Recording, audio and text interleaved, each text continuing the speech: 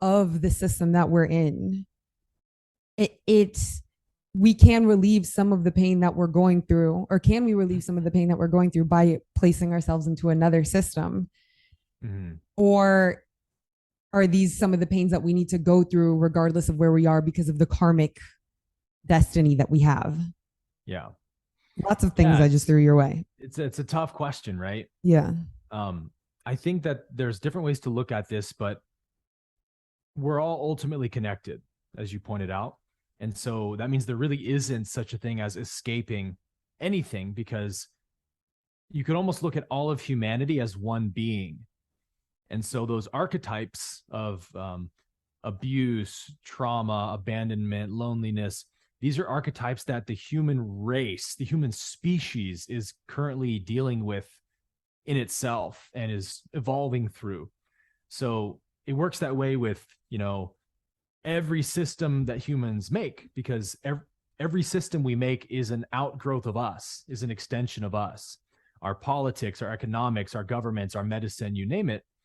And so these same problems show up in every system of humanity.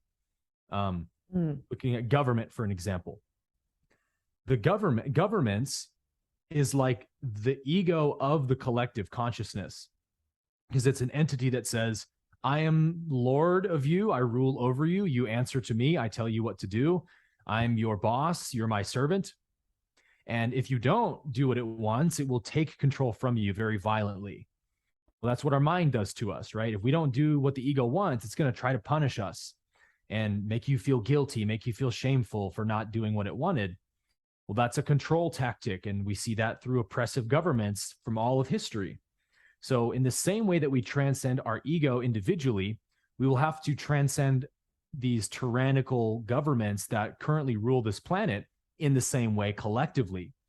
So how do we do that, right? Well, how do I transcend my ego? First, I stop giving it power. I stop believing that it has any power over me, and I just let it be like noise in the background. But I don't cooperate with it anymore. I don't give it my energy anymore. I just let it be there. I don't make it an enemy or something, but I just understand what it wants from me and that I don't want what it wants from me. That's how we begin to transcend, make the split from I am the ego versus I am something more transcendent than this. I am earlier than ego. Mm. So collectively, we have to stop thinking that the government actually has power over us or should have power over us, or that we should listen to anything they have to say. Secondly, we have to realize our inherent oneness. Like if I'm all disconnected from these parts of myself, good luck transcending ego. Ego will use all those divided parts to further divide me from myself. All those divided parts of me will be at war with each other. My guilty self hates my prideful self, and on and on and on and on.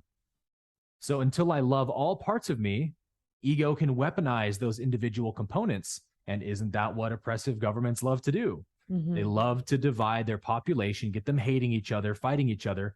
And then they can just, like puppets on a string, just pull the strings whichever way they want.